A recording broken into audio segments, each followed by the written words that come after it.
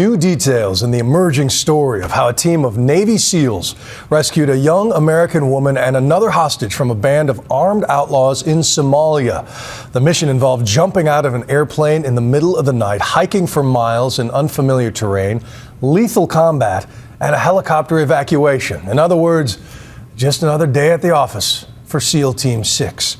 Here's ABC's Martha Raddatz. The mission to rescue this young woman, a 32-year-old American aid worker being held by Somali pirates. Jessica Buchanan had spent 92 days in captivity, along with a 60-year-old Danish aid worker, Paul Thusted. I'm here alive. You're treated well. On Monday night, President Obama gave final approval for a daring rescue to the same unit that killed bin Laden, the elite SEAL Team 6. The president personally authorized this. Vice President Biden told ABC News that the president had seen intelligence reports indicating Buchanan's health was deteriorating and her life possibly in danger due to an undisclosed condition. Jessica's health was failing, and they concluded they should go at this time. Details of the operation are still secret, but we know something about how SEAL teams, seen here in training films, save lives. In a hostage rescue mission, it's only a successful operation if they can make sure that they're able to use violence against their enemies while making sure that a hostage like Jessica is able to be pulled off the target completely safe. By 1:40 a.m. Somali time, 5:40 p.m. in Washington, as the president prepared for the State of the Union, the SEAL team was aboard a specially equipped C-130, moving rapidly toward the target, a remote encampment deep in northern Somalia. We know through this training video, SEAL teams train incessantly for such missions. The rescue team parachuted to the ground, quietly landing a few miles from the site. They know that they're going into one of the highest stakes, most dangerous operations that any commando force has ever been thrown into. Within minutes of arriving at the encampment, gunfire erupted from the kidnappers, but the SEALs quickly killed all 9 of the heavily armed men. You want to hit your enemy when they're not expecting it, you want to hit them fast, and you want to hit them hard. Buchanan and Thusted were both outside, about 30 to 40 yards apart. Approximately 45 minutes after the SEALs parachuted in, U.S. Black Hawk helicopters swooped down, picked up the SEALs and the hostages, and headed for neighboring Djibouti. The first hint that something extraordinary had taken place came at 9:08 p.m., back on Capitol Hill in Washington.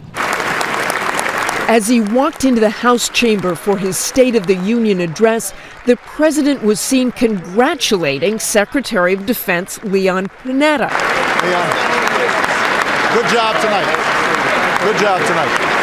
The president said nothing of the rescue during the speech, and it was not until afterwards, with Buchanan finally in safe hands, that he was able to call Buchanan's father to tell him his daughter was free. Jessica Buchanan's husband, Swedish aid worker Eric Landemam, and her younger brother also received the good news. Just such a answer to all the prayers. It just makes me proud to be an American. I can never tell them how thankful I really am for what they do and for what they did. Buchanan and her colleague were captured October 25th while visiting sites for their program educating Somali children about the dangers of weapons in this war-torn country.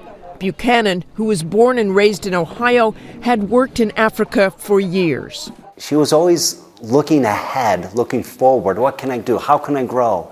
How can I help people? I don't know if you would say that Africa grew around her heart or her heart grew around Africa, but she could hardly talk about Africa without tears in her eyes. So far, few details of Buchanan's captivity have been revealed, and more than 150 foreign hostages are still being held by various groups in Somalia. In November of 2010, Paul and Rachel Chandler were released after 13 months as captives of Somali pirates who had seized them from aboard their yacht.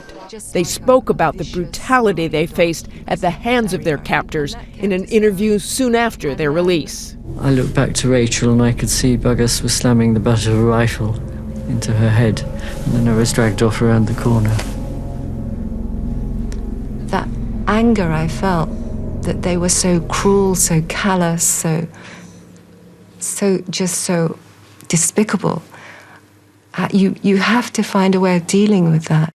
Tonight, preparations are being made for Buchanan to be reunited with her loved ones following medical evaluations, but she is said to be doing well, considering all she has been through.